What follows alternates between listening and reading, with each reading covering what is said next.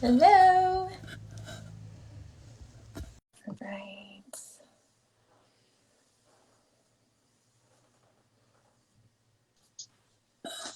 Yay! It worked. Hi. Yes. I was really confused. It took me a second to get on because when they switched the feature for Instagram and got rid of IGTV, they made it possible to like schedule your lives. And this is my first scheduled live. And I thought, well, I should be able to just go back in and then just start it from there and maybe reuse the post. I wasn't sure how that was going to work. No, that's not how it works. You just have to go back in and start a new live.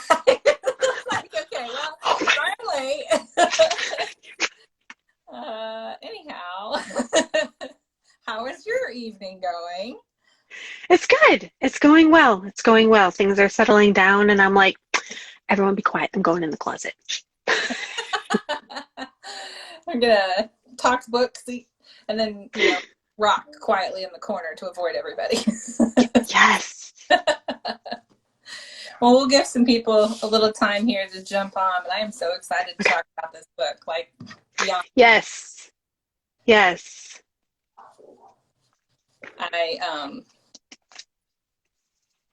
I hope that we can stay on task today because there's just so much. I know. Okay, so we've got some people joining in. Hello, everybody. Hi, guys. By show of hands, has anybody actually read the book that's joining in? We're talking about educating. Oh. Do you have the book on you, Krystal? Can you hold it up? Because I used the library version. It was the ebook, and it's already gone. So, hey, Layla, you made it. It has a pencil on it. It does have we'll talk about that. I really like the cover art. Honestly, I love like the way they worked the mountains, the pencil. I thought that was really clever. Yep. Yes. Yes. So exciting. Like you're talking to a school supply hoarder here, and I'm like, ooh, a pencil? I'll read that. My mother-in-law, like honestly, she is a former kindergarten teacher, and one year for Christmas, like she told us how much she just loves the smell of a new box of crayons. Like she just opens them up and starts sniffing them. And I'm like, that's awesome. So Merry Christmas. I have a box. They're right there. I don't know, man. I feel like that's one thing. Like I have millions of crayons in my house. Yeah, like it's. Where do they all come from? I don't know. Children at school. Yeah. I don't know. Great. I brought these home. Okay. Great. Do we need them? No. Did you use them? How good a shape is the box and can I use them for next year? Right. That. Let's sharpen them. Without the teacher. teacher same mom. Side eye, like this mom's teacher will buy her kids another 49-cent box. No, I just don't want them in my house. Yeah. That about sums it up. Yes. Well, let's see. 7:05. I think we can go ahead and get started. I think we've been, and people I'm sure will probably jump on as we go too. So we are going to be talking, and again, I'm sorry, I don't have my copy because I borrowed it from the library and I already had to return the book. But we're talking about Educated by Tara Westover. And it is a memoir, which this was my first memoir. I've read plenty of nonfiction. I've read biography, but I've never read memoir. So I thought this was very interestingly done. It was definitely something different for me too. So yes. And you said that this was your first time reading a memoir as well, right? Yes. Yes, it was. And I was like, oh, this should be good. Yeah, it was. And I was like, this is going to be really good. And it was. I enjoyed the format of the book, the way it was written. Yeah, for sure. Before we get too much into the book stuff, I want you to tell me a little bit about you. So for those joining us here tonight, yeah, because we're not just a book club. We're a sip and stitch, and we're a meet the picture, and we're a book club. So yes, tell us a little bit about you, about your business, how you got started, what inspires you, why you do what you do. Sure. So I am Krystal, and I am the designer and maker of Eco-Minded Stitches. I create I use natural yarns, like natural fiber yarns, to create items for you in your home. My husband and I will be married 16 years this Thursday. Happy And we have, anniversary. thanks, same goes for you. Happy late anniversary. Thank you. And we have two daughters, ages 10 and 15. And I first got started with crochet in the summer of 2014 when I took the girls to Texas and spent some time with my dad and his wife. And I'm not going to say stepmom because that a lot of people don't like stepmom. And I'm like, I like stepmom. So Teresa just showed me some basic stitches, and until I got the tension right, with my tension right with the yarn, it spent a lot of time in time out that summer. But since then, I've been perfecting my crochet stitches and learning many new things. And I've found a niche, which is natural fiber items for you in your home. Right. Like for you as a person, and items for your home as well. So yeah, that's how I got started and what I do. And so now you have had patterns that have been published for the last several months now, since April in Happily Hooked, is that right? Yes, that is correct. Yeah. So April was my first publication in Happily Hooked magazine. And since April, I've had a design every month in Happily Hooked, and I will finish out the year with a design in Happily Hooked as well. That's awesome. So yes. What's coming down the pipeline for you? What's next? There are a few things I'm working on. There's a blog hop that's starting tomorrow by Susanna of Crochet Fuss Bus. And that is for 12 days. So it's from October 27th to November 7th. I had to count. And each day you have the chance to download not one, but a few different patterns for free each day. They're all related to Christmas theme and the winter season. And then I'm doing, I'm so sorry. What? 12 days of Christmas then. That's cute. Yes. Yeah. Yes, I thought it was too. I was like, oh, this is perfect timing. Yes, so I'm participating in that. And then Veronica of Blue Star Crochet is also hosting a blog hop next month. Yes, I'm oh, fun! Yay! Yeah. Yes. Blog hop buddies. Yes, fun.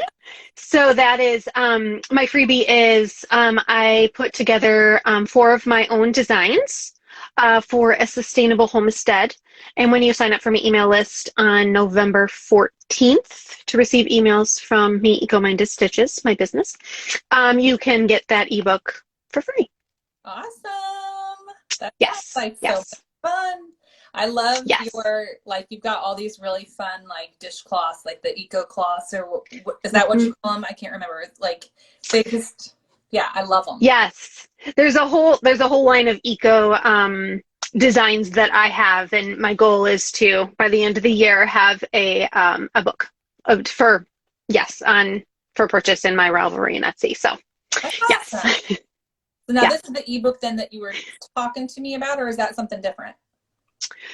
That's something different. So the 4 patterns that you will get when you sign up for my email list on November 14th is 4 of my own designs for your home. One for each room of the home.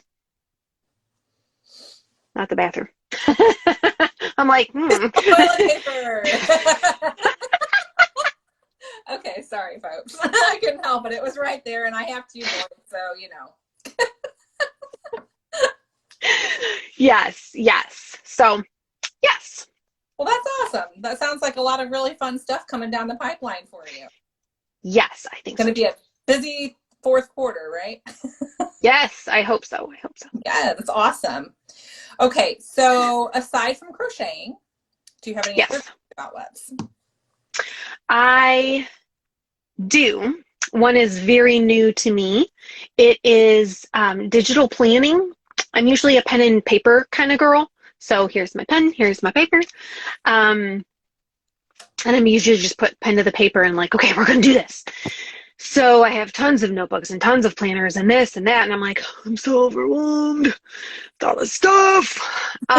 So digital planning, I really enjoy. I found a company that I really like. What exactly That I've, oh, so instead of pen and paper, you plan digitally with your phone or with an iPad or a tablet. So the company I really like is called Passion Planner. And they have digital planners as well as physical planners and digital stickers and physical stickers as well and free printables on their website and things. That's actually how I first got into it because I'm like, I'm not paying for this. How will you know if this will work for me? Wait a minute. What the heck? So I think this is my 1, 2, 3, 4. I think this is my 5th year using a Passion Planner. They're right there. I can see all the sizes and colors, and I'm like, how many is in there? 4, and then there's one in my bedroom. So I'm like, oh yeah, this is my 5th year. So they had a sale. They always have sales, but I got the half a year, so from like August to December of just the digital one, and it's a file you download in GoodNotes, and then you get to creating digitally rather than physically.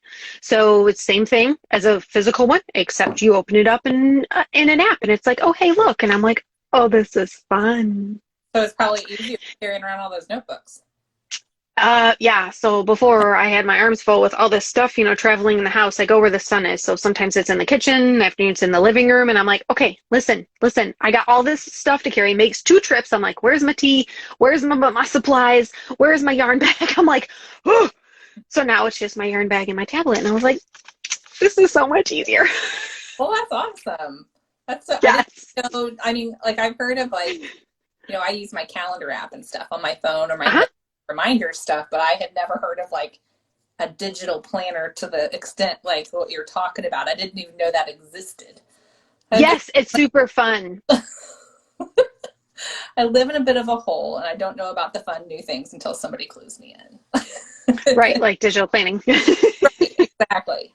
So what did you bring to work on this evening?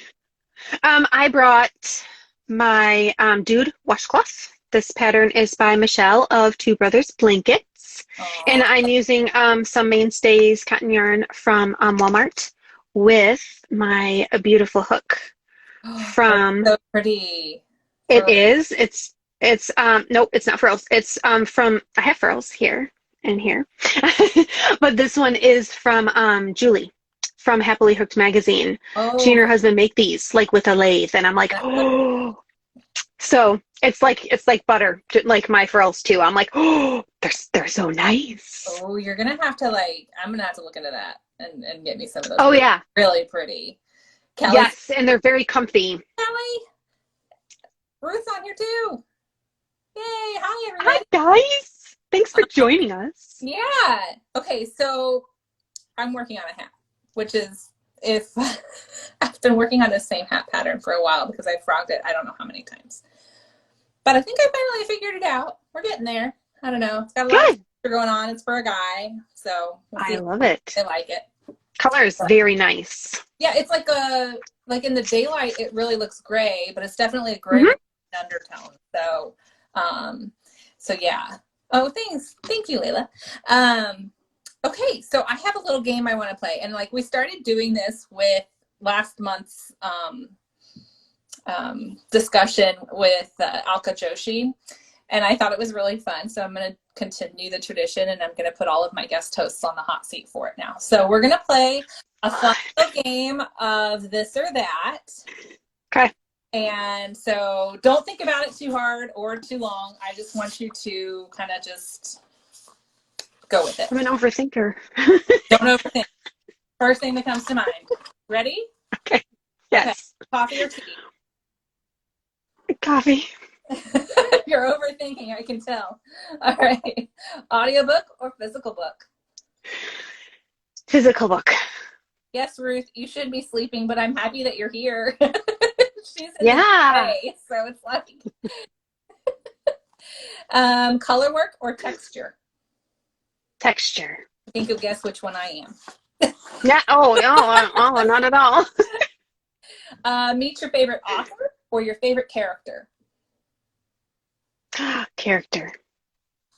Center pole or outside pole? Center. I am too. Read on the beach or by the fire? Beach. Granny square or corner to corner? Granny. Same. I mean, I do like a good corner to corner every now and then, but okay. Anyway. Let's do one more. How about... Okay, I'm going to give you one, and if you answer wrong, I don't know if we can be friends. Oh, man. Oh. And I'm totally kidding. Okay, bookmark or dog ear things? Bookmark. Thank you. What? Girl. Although I will admit, like on like some of the really cheapy books, you know, like the mass markets, they're like yay big. Yeah. I do dog ear those. Well, those are mass market cheapy junk. You know, like I millions of won't copies. Hardback or to like the fancy paperbacks or anything, but the mass markets, yeah. Yeah. All right, cool. All right, so fun. I don't know. I just thought that would be kind of a fun little game to play to get to know you a little better. Yes. So I liked it. Let's talk about the book without spoilers just yet, in case there's anybody on here that hasn't read it yet. So briefly, the book is a memoir written by a woman who grew up so isolated that she didn't recognize or wasn't aware of patterns of mental illness, abuse, neglect, child endangerment, and a whole host of other things. And didn't know any differently. And until she steps foot into a classroom when she's 17 years old to go to college. And she skipped a few steps, in case you're wondering how that works. She definitely skipped some steps. So this book hits on a lot of different things. And I mean, I mentioned some of it briefly, but I think the main themes are mental health and abuse. I honestly know, like, I know education is a major point of it, but I feel like it's almost more of a setting. Does that make sense? To me, it does. Yes. Like, I definitely agree. Like, a setting of a home, a setting of a school, a setting can be just about anything, but the setting she was in was very hazardous and education of a different sort. Yes. But like, honestly, I definitely agree. I was just thinking how, like, while the book is, you know, I mean, while it's called Educated, I mean, it almost makes you think that it's going to talk about what she learned, like what she literally learned from books and such like that. But that's not, like, I don't know. I guess I went into this not really expecting what I got.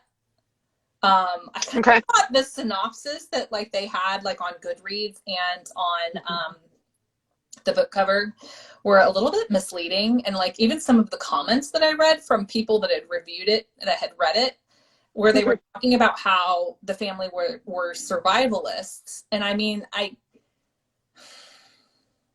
don't know that I agree with that phrase. Like, I almost feel like they're more doomsdayers than survivalists.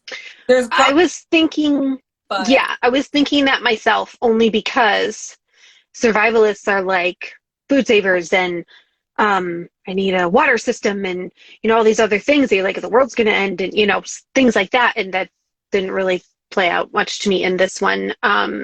The survivalists and the doomsayers, like you said, I was like, oh, okay. Yeah, I kind of honestly think of like survivalists as being like the people that they rough it and they want to be independent and self-sufficient for the pure sake of being independent and self-sufficient. Whereas the doomsday, they're preppers, you know, they're prepping for the end of the world. And a lot of times there's like a religious bent to it, you know, like they believe that the second coming is coming. So Right. I kind of felt like there was a slight, like, I guess all of that together kind of led me to expect something different from this than I actually got. But I was very pleasantly surprised. Well, I don't know if pleasant is the right word, but you know what I mean. Yes. Anyway, yeah. So what was your first, your gut reaction to the book? Like, last page, you just finished, well, you listened to the audiobook, right? Okay. I did. That was for you. So I'm usually a book person, like a physical. I borrowed this from the library. It has a number 2 because it was part of a book club at the library. This was a numbered book, and there was like 18 of them, and I was like, oh my gosh. So I did borrow this from the library. And then I also bought, because it's a 3-week rental, and I was like, okay, I don't feel like I'm getting far enough. So I was like, okay, how do I, there's an app. All right. Well, my library has an app with Libby, and you just type in your library card and you can just browse all these books. And I'm like, oh. So I did that because I was like, oh, I can just sit here, crochet, and listen to this audiobook. And that's exactly what I did. This is my first audiobook experience, book. Yeah, I know I'm late to the game. I'm late to a lot of things, but it's fine. Man. It's fine. Just wait until those audiobooks start affecting your tension. Like, I get to if I'm listening to a thriller or something, and my heart is pounding as I'm like crocheting so tight. I'm like, dang, I gotta rip everything out now because I got too tight. It's bigger down here. It's littler up here. Yeah, exactly. Yeah. It was a good so I did like the audiobook experience. The one who did read the audiobook, she had like different character voices, and I was like, oh, before it even spoke, the dad was speaking. I was like, I know who that is. So I really enjoyed it because I could just put my earphones in and crochet or clean or whatever I was doing, and I could still pay attention and be like, oh, hey, I can do other things too. This won't be the last audiobook I listen to. I have a few others in mind that I'm like, oh, I really want to listen to that. Yeah, sometimes the narrators, man, they can really make a story. Although I will say, on the back end of that, there was one I listened to not that long ago that the narrator kind of reminded me of Siri. Like, if Siri was going to read it, and that's what it sounded like. And I'm like, okay, this is terrible. Like, no, we can't do that. I'm sorry. Luckily, I was able to get past that and focus on the story itself, which ended up being good. But it was just kind of like, oh, that's taking some getting used to right there. You're like, no, never mind. Yes, so I did do the audiobook. I thoroughly enjoyed it. The format, the person, I forgot who read it out loud, but I did enjoy that aspect of it as well. And then you did ask what my initial gut reaction was when I first was done. I was like, oh, wow, that happened. Like, that's a real thing. That's like a true story. Is this like a Lifetime movie? I'm like, wait. Ooh, I wonder. I bet somebody should buy the rights to this. Just saying. You put that out there. Maybe it'll happen. You put it out there now, so you never know how things go. It was a ride for sure. I was like up, down, and around, and I'm like, oh my goodness. But yeah, I was crushed at times, and every other emotion as well. But at the end, I was like, go far. Yes, but like, honestly, I found, like, while it was very shocking because I felt like she did a really good job of taking you there for these different episodes or memories and things that she had experienced, that she did such a good job of taking you there, and she writes so well that it was very shocking to the system, almost like being like, I don't know, I guess I could envision it in my head to an extent, and it's almost like you're being slapped in the face with a truth that you knew about, but you didn't know, and I mean, yes, I still don't know it, but I mean, I see it, and I'm like, I felt shocked from what she was saying, but then at the same rate, I wasn't really all that surprised because I've had some brush ups against people that would you know, that could fall into this mentality and various aspects of it, you know, like not necessarily the doomsday prepper bit, but, you know, like the same kind of mentality that some of the stuff that happens with her in. And so while it was shocking, it wasn't altogether surprising, but it was absolutely just an amazing portrait of abuse, and not just from the victim's perspective, but also from the abuser's perspective. I thought she did a really good job of writing her brother Sean. So for sure. Yeah. I think I was telling you, this book probably takes the cake for the number of highlighted quotes that I made in it. And yes, you did tell me that. Like I've got, and I ended up sharing this with you, but just for everybody else, that I took 6 pages of a Word document of notes. Yeah, it's insane. And not like I'm going to discuss it all tonight. This is strictly for like my personal reflection and thinking back again about the book. But yeah, I mean, she writes so well. And I'm sorry, did you guys hear that? It was like one of those random things on, okay. I got a notification on my phone, and I'm never sure if that actually like dings in on your guys' end or not. So anyway. Right. Sorry. Okay. Yeah. Okay. So I think we've reached the point of no return. So from this point, we're probably going to start delving into the book really a lot more deeply and talking about things that happen. So before we do that, I want to give people a chance, just for letting you know if you do have to hop off, because I don't want to spoil the book for you. The next meeting is going to be November the 30th. That is the last Tuesday of November, November 30th. And we are going to be reading The Starless Sea by Erin Morgenstern. And I will be putting that up in my bio on Instagram here, so you guys can find it easily. And if you're not already, and you want to make sure that you get all the notifications about book club, I suggest you sign up for my newsletter. You can do that from the link in my bio too, because I send out, like, if you sign up for the books list, I will send out the new book and then give you the reminder a week out, and then all that fun stuff. So we can make sure that we can join together and talk booky things. So yes, November 30th, 7 p.m. Central Time, Starless Sea by Erin Morgenstern.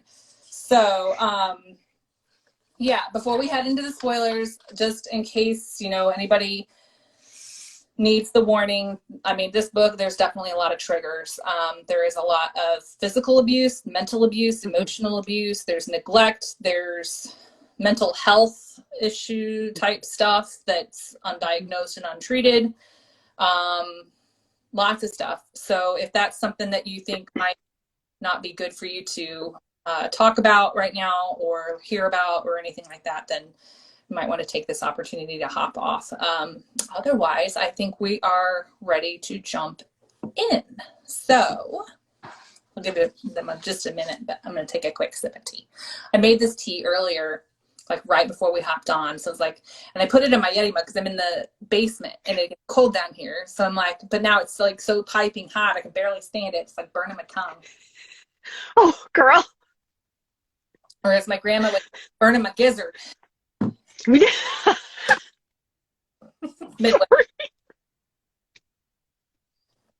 Oh man, that's good. Good. What kind is it?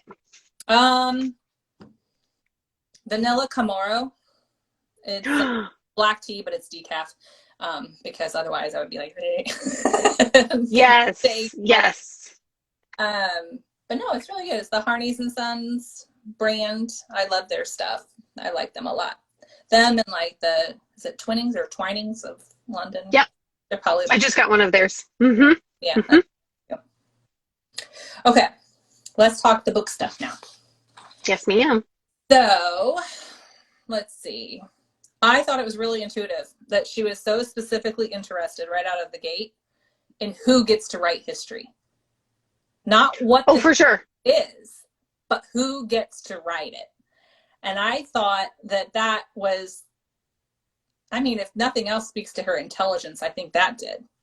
because it really struck me as like she understood immediately that history is told by the people that have power, you know? Mm-hmm. And I don't know. Was there anything that struck you about this? But like, I guess, was there anything that she wrote about in there that really struck you?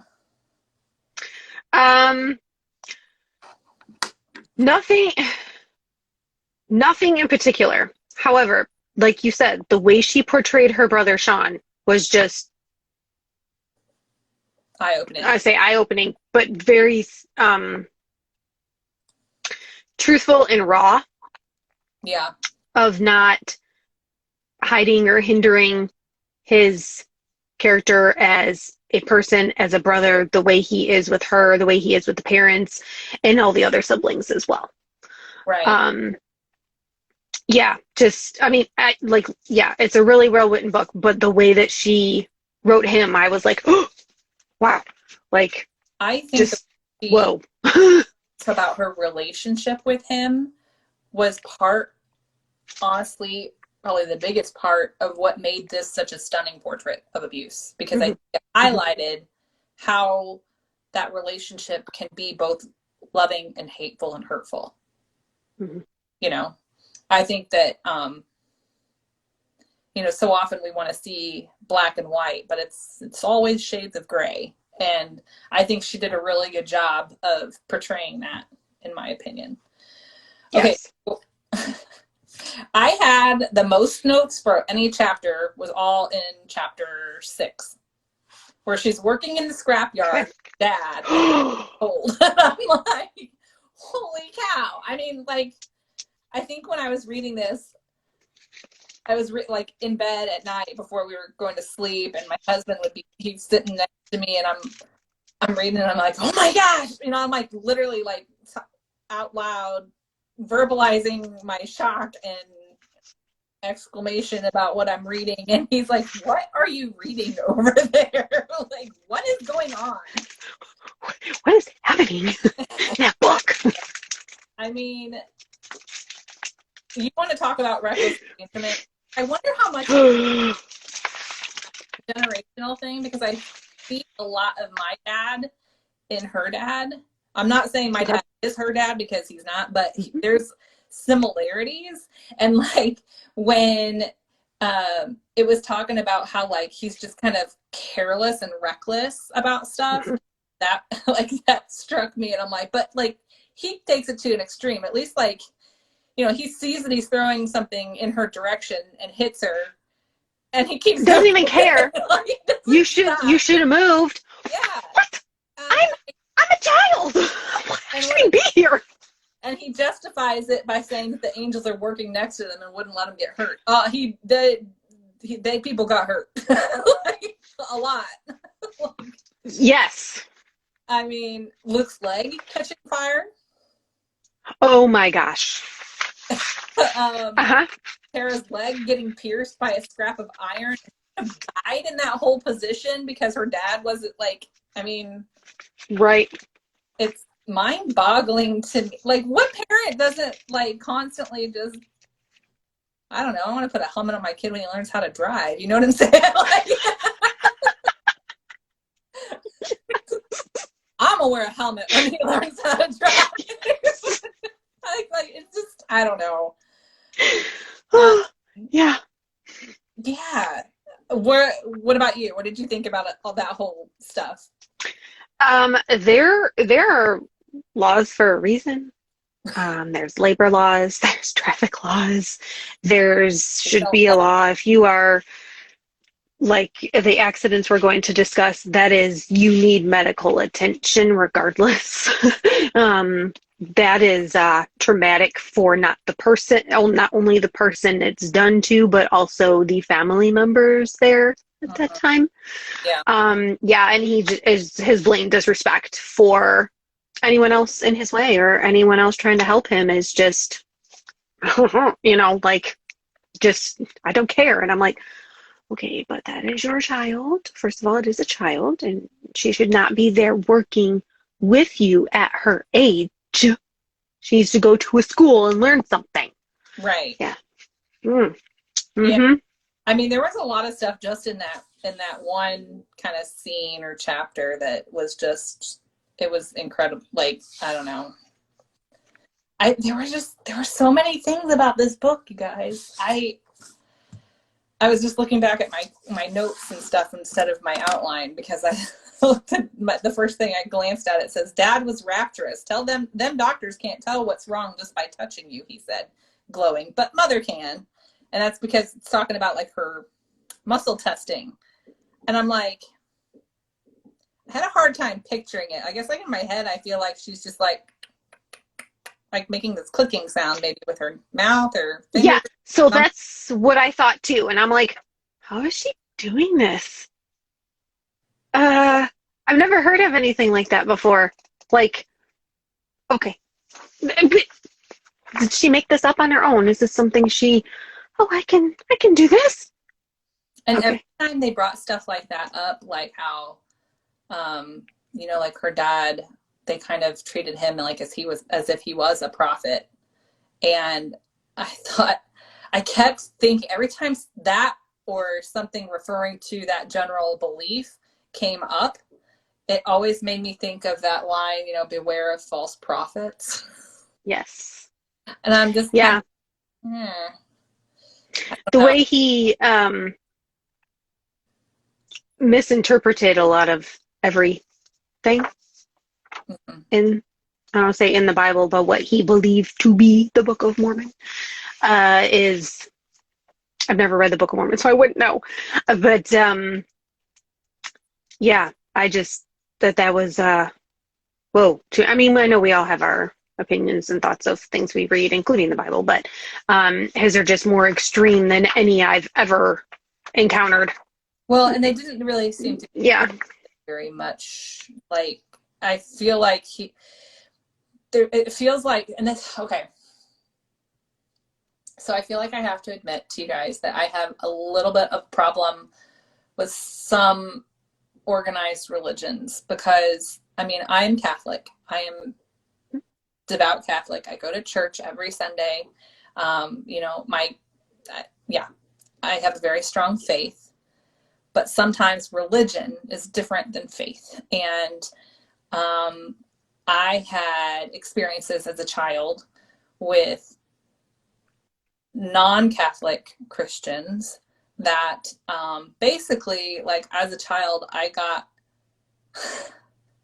I don't want to say ostracized, although sometimes during vacation Bible school, my dad is Southern Baptist, and I'm Catholic, and to a lot of really strict Baptists, there's a lot of blasphemy in the Catholic faith, according to them. Mm-hmm.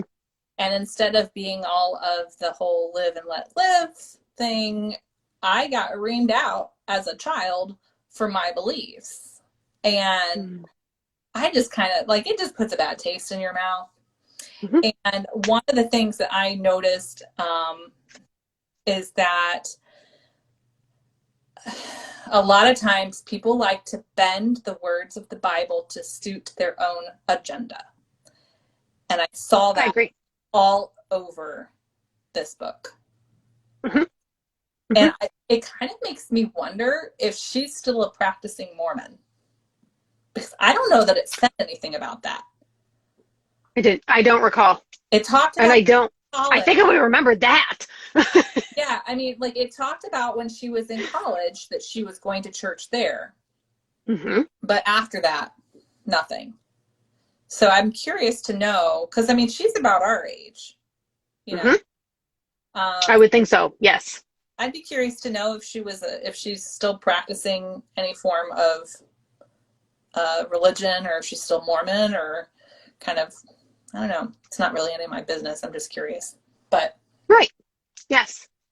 So I felt like, I mean, I definitely feel like we have to do the whole live and let live thing. And we all have different religions that we believe different things. And I think that we can have enlightened conversations with one another about those things. But I also think that there's a lot of times where I get really uncomfortable when people get belligerent about it and start trying to bend the Bible to suit their own needs, to persuade me to do something. So it just, I don't know,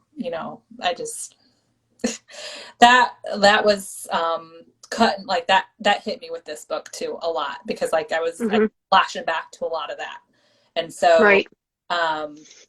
yeah, I had to pause at times with that.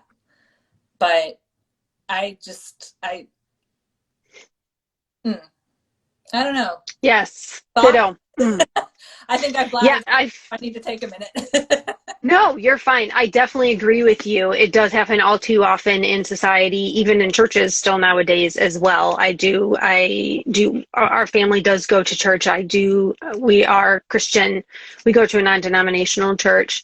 I don't pretend to be holier than thou than anyone else. And I do believe that's what this father portrayed himself as in the book. Oh, the church views me as, and I'm like, Calling the dancers, what? like the little girls in the dance ensemble, calling them the tiny harlots. Yeah, and I'm like, what? Yes. Yeah, I was like, I was flabbergasted by a lot of his misinterpretation or of the Bible, like you said, to suit his needs, to suit whatever his agenda is, to fit his life, the need, the lifestyle of his family, to justify it and be like, okay, the Lord says, okay, listen, it's not exactly what the Lord says because you didn't ask him yourself and you didn't directly talk to you. It's just written in the Bible and you twist and turn it to make it whatever you want it to be. He believes that he talked to him. I don't know. It's just yes. It did have me wondering, like, whether or not he legitimately believed it and acted upon it because he genuinely believed it. But towards the end, especially once they got, because I kind of felt like once their business took off and they started having this huge influx of money, they kind of changed even more. Like they got a little bit more fanatical, but it got to be more self-important fanatical, if that's even possible, because they were already pretty self-important. But like the mom didn't seem to be quite as up there as the dad, you know what I'm saying? Like I felt like there was a point where, oh shoot, hang on, now I'm going to try and find the quote. I wrote it down in my 6 pages. 6 pages. Girl. It's bad.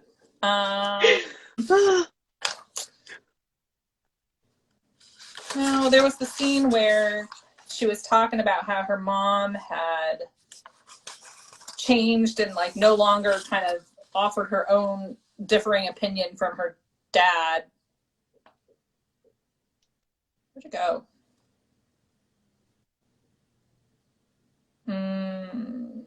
Like, I'm looking for it. I'm like, okay. Oh, here we go. Chapter 27. So it was, mother no longer moderated dad's statements after he left the room, no longer quietly gave her own opinion. She had been transformed by the miracle, transformed into him. I remembered her as a young midwife, so cautious, so meek about the lives over which she had such power. There was little of that meekness in her now. The Lord himself guided her hands, and no misfortune would occur except by the will of God. And so, like, that was, I feel like, the turning point with everything. Although, can I just say, it is kind of, it's pretty miraculous that he survived that, if it's as bad as she described it. But, like, have you looked at pictures at all? Did you do any, like, Googling after this? Because I can just imagine that. It doesn't look like anything. Okay. Done like the horror and the way she wrote what had happened, 2, the recovery process, and 3, the outcome. I was like, I don't know how that would, walking down the street, look like seeing him. I may say traumatize myself, but that would be a trigger for some people, Sure. That in itself is like, oh my goodness. So I wasn't. How did this even happen? I wasn't so much trying to Google for a picture of him. I actually went to go see if I could find their business, which it did. It's like Butterfly something. I don't know. If you start Googling her family, you'll find it, because while she changed the names of her family members that are not portrayed too kindly in this book, she changed their names in her book. Her mom ended up coming out a couple of years later with her own book with her own version of it and called it educating. And even the cover art looks very similar. And What? yeah. No. And so like I was reading on Amazon. So Tyler's wife in real life actually was the first person to read and review her book on Amazon and basically just ripped it a new one. Like pointed out all the blatant inconsistencies and the lack of proof or evidence to her claims and all this other stuff. Anyways, there's a whole, if you start Googling, you'll go down a whole new rabbit hole, let me tell you. But, yes. But when I was looking around and poking around at the oils, like their business webpage, there's a picture of them. And her husband, I mean, to look, I mean, his one hand is out of picture, so it would lead me to think that that's probably the affected hand. But otherwise, like from his face, I can't tell anything. But I mean, who knows how much Photoshop stuff happened or, you know. Okay. Yeah. I don't know. But anyway, yeah, it's funny because like if her mom wouldn't have done that, then nobody would have known who any of them are. And they could have lived their lives peacefully. But no, they had like, there's that hubris coming back. They've got this holier than thou attitude. So I don't know. Yeah. And that's the scary part of it that, I mean, it's not scary. I mean, it is, but it isn't. Like, it is because one, this is her view, and then the other one is her mom's view, and they could be completely different views, and you're like, well, who's right? Well, whoever you think is right. However, yeah, that's just, whoa there. Right. Yeah. And the thing that struck me too was that even before they got like the money that came in for their oh dang, it's almost 8:00 already. Before the money came in, and you know how Tara's anti-medical establishment thing runs real deep, you know? I mean, wasn't she walking around with an ulcer and refused to go get it taken? Right. So that actually even stemmed back to her mother, who was supposedly a more reasonable voice in those early days. And like there was a quote in like even before all of the power trip from her dad's accident, and it says, mother always said that medical drugs are a special kind of poison, one that never leaves your body but rots you slowly from the inside for the rest of your life. She told me if I took a drug now, even if I didn't have children for a decade, they would be deformed. And you have to think, oh my God, she had education.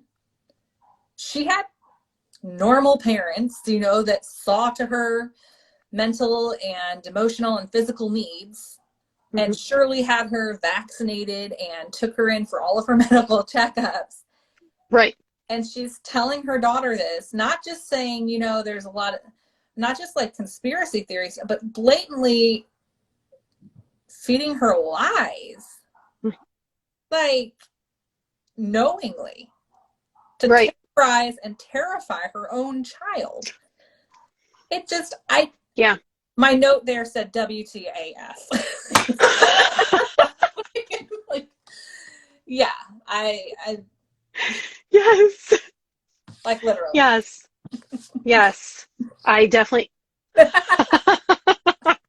Girl, what the actual like, I don't know. Oh my goodness. There was so much. And I mean, I get the anti-government. I mean, there's enough of that kind of stuff out there, you know, people, conspiracy theorists and people that want to just be self-sufficient. I get that, you know, that is what it is. And if it's your thing, that's your thing. If it's not, it's fine. I really don't care.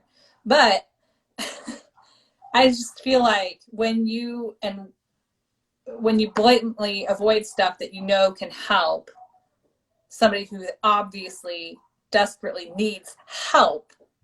Yes. Child abuse, you know, like that's endangerment. That's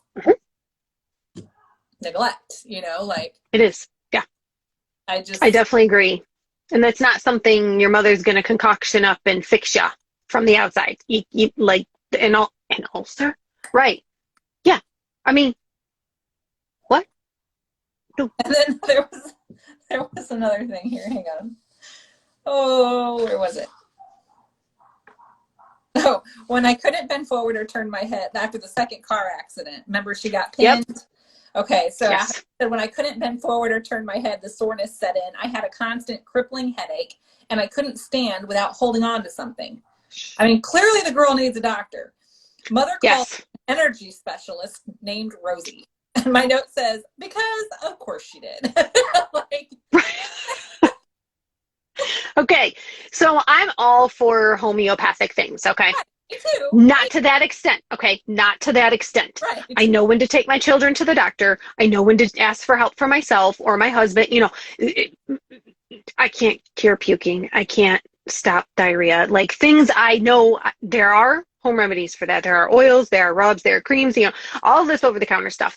If that's not working, we know where to go. We know what to do. To that extent, you need medical treatment. Sorry, not sorry. We know when to be like, okay, we're going to see a doctor. And we're not going to make like, oh my gosh, this is against the law and it's against the Lord. People know how to do certain things. People know how to do taxes. I don't know how to math, okay? People know how to bake a cake professionally, like a wedding one. And I'm like, look at my cupcake. It's half eaten because I couldn't wait. People know how to do hair. People know how to write books. There are things people know how to do, and I'm going to need someone for taxes, hair, cake. You know, like, I can't do everything myself. I need help. I can't, from the community around me, from people I know, you know, small businesses, things like that. But I sure do know when to take myself or family to the doctor. And in that instance, that was one of them. Yeah. Just saying, you can't think something is you have and concoct in your own house is going to fix you. And I'm like, no, there was something misaligned, a misfire, something in her brain where she was not able to stand without holding something, where she was not able to turn her head. Like, it's, yeah, just. Yeah. I mean, she got pinned. Sorry. That was a lot. She was thrown in the car. You know, I don't know, man. Like, and the fact that both of the car accidents happened as a direct result of the fact that her dad's impatience to get going after being awake all day and then making them drive through the night. Like, yes, both of them. Mm-hmm. And then, like, the dude that came and got them after they hit the tractor with the second accident, he's like, didn't you guys about kill yourselves last time? Like, yes, I was like, oh my gosh, he said that. They probably just ignored him. Oh, but sure. yes. Yeah. Sure. Yes. Yeah. I don't know, man. That was crazy. And then I agree. Okay, so you know how I was telling you earlier how I wasn't sure entirely if he believed himself to be a prophet or if it was something he was using to manipulate others. But there was, and I feel like this is one of those things, like maybe there was a turning point for him at some point too, where at one point he did believe it, and then a couple of things happened to correlationally go right for him, and he just assumed that it was him. You know what I'm saying? Like, like the Y2K thing. Like you and I are old enough. We remember Y2K, and the like craziness of. Like, my dad was among the people that went out and bought a generator because he was afraid and like started like doomsday prepping, you know, he was that crowd. And I'm like, these people that handle computers are super smart. I'm pretty sure they'll figure out too. Right. Yeah. But, you know, he was like in the book, you know, she's describing him and he's like all really upset, like just couldn't believe it didn't happen. Where's the crash? Like, right. I think at that point he truly believed, but then like, and then when that happened, he starts to question himself. And so then when the next thing that he believed actually went right or went according to what he thought, it just cemented it in his head that it was meant to be this way all along. You know, like seeing signs where there really aren't any, I feel like. Yes, I definitely agree. Interpreting something to be a sign when it's just a coincidence. I don't know. This dude very clearly had some mental health issues that were untreated and honestly, I mean, catered to, which like nobody even tried to help him, even at home homeopathically. Like there was no attempt. That, and not only did he have, you know, severe mental illnesses that were not treated in himself when he reproduced with his wife, that also trickled down into the family, mainly Sean. I mean, it appeared differently in them all, in my own opinion, in the siblings, but Sean was the most severe of them all. So yeah, that's what happens when you don't believe in the medical field. Oh, it's all hoax. It's all, you know, nonsense and hearsay, and I'm fine and you're fine and everything's fine. Yeah, getting my head shoved in a toilet and banged through a wall and punched. Yeah, I'm fine. And she like laughs No. so that nobody draws attention. Like that was really sad to me. Like Right. Ditto. yeah. So I in late elementary school, we moved to a different area. And before we left, I had gone through grade school with her. There was a girl who could not control, like, her, she would laugh at the wrong time. She would cry at the wrong, like it was backwards. Like I had the name of it and I forgot now. So like she would laugh when one of our classmates had liver cancer and couldn't come to school anymore. So we all made cards and stuff. And then she cried when we all were excited because we were having a class pizza party because we won something. Those were the two instances that I remember. So that is like a real life thing. It is I don't know what you call it, but I did look it up when reading this book, and now I'm like, what is it? Yeah. I'm trying, it's not coming to me. Okay. But that is like a real thing. So for her to do that, to throw everyone off, maybe, I don't want to say she grew out of it, because you don't like grow out of maybe you do, maybe you don't. Something like that, I wouldn't think so.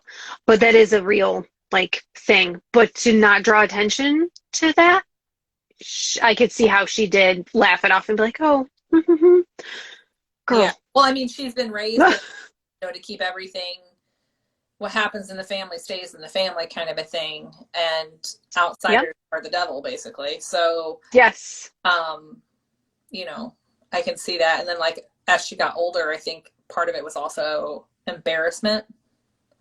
Like, because she didn't know any better. She only knew what she was fed by her family to say, this is what's, I grew up with what goes on the house stays in the house. Yeah, precisely. Yeah.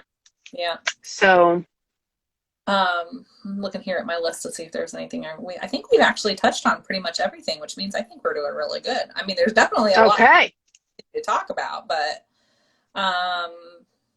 we talked, I did laugh out loud at one of her lines talking about when the business took off, and her dad was like talking about all the new things he was going to get for doomsday prepping, basically, and he says, I suppressed a grin. From what I could tell, Dad was on track to become the best funded lunatic in the Mountain West.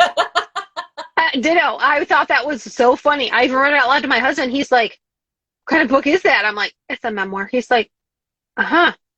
Is it all that funny? I'm like, no. It's really not. I was like, no.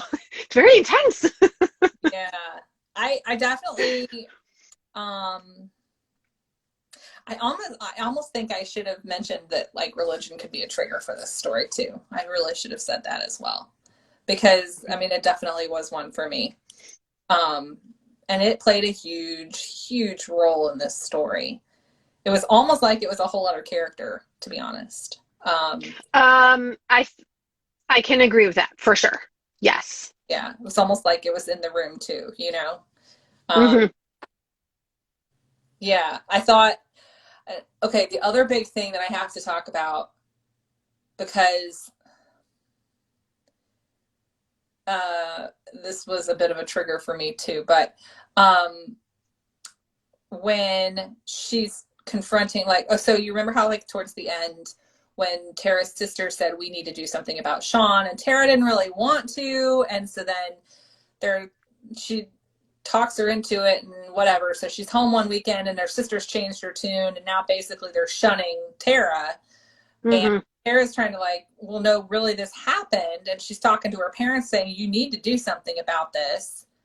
And she goes to the bathroom and comes back out to find her abuser there, called in without her knowledge, without any, you know, like didn't ask for her permission, didn't warn her that it was going to happen. And like, honestly, I think if I'd have been her, I'd have probably peed my pants. Like, I just went to the bathroom. I'm not done. Yeah. Like, and then after that, how they were trying to use the atonement of Christ as a way of silencing the victims of the abuse and protecting the abuser. Yes, I don't think that's right at all. Like that. It's the threat of hell if they bring it up. And I mean, that rubbed me 50 times the wrong way. Like, ditto. Yes. Yeah. That is not how you get to heaven or hell. So, right. I just, I couldn't. But I did think, like, honestly, for a memoir, and I think that that's something that you kind of get into is like, you never know how well a person is going to write when they write their memoirs. Like, is this going to read like, well, back in 1986, I did. Oh, I've been like, this day. We're picking a new book. I can't read this. It's boring. Can't do it. Oh, there is a big old spider hanging above my head. Oh my gosh, where's my 𝗡𝗃𝘅𝘁𝗵𝘀? Hang on. Did you just say, where's my 𝗡𝗃𝘅𝘁𝗵𝘀? Oh my Lord. That's hilarious. I don't have a Kleenex. Can you see it? It's like right here. No. It's getting lower. Okay. That might be a good cutoff point. Okay, sounds good. I can't see him though. Sorry. Oh, almost grabbed my ear. Yeah. So a little extra guest host this evening. Right. Yikes. But she wrote really well. I was really, really impressed with it. I thought probably one of the most powerful lines there were two powerful lines that I really thought that really stayed with me. And the first was, it's strange how you give the people you love so much power over you. So true. And I think that was so evident in her story. I'm still watching him. I don't want him to come down. Nope, we don't want him to come down there. And then the other line was, my life was narrated for me by others. Their voices were forceful, emphatic, absolute. It had never occurred to me that my voice might be as strong as theirs. And I think, honestly, if nobody takes anything else away from this book except for that, I think that's the key point. Because you have to stick up for yourself. You have to educate yourself before. You can't just regurgitate somebody else's opinion, because what if you're, spouting, like, she's talking about people using the N-word, and like her brother was using the N-word, and it didn't bother her until she understood what it really meant and everything behind it. And now it's like nails on a chalkboard for her. Stuff like that. I mean, and you don't want to, ignorance of your history doesn't, it's just going to mean you're going to repeat it. And I think that, yeah, I don't know. I can't think because the spider's over my head. I did, just before we close, I did like the last sentence of the book. You could call this selfhood many things: transformation, metamorphosis, falsity, betrayal. I call it an education. When we discuss an education's many different things. I do believe that to be true.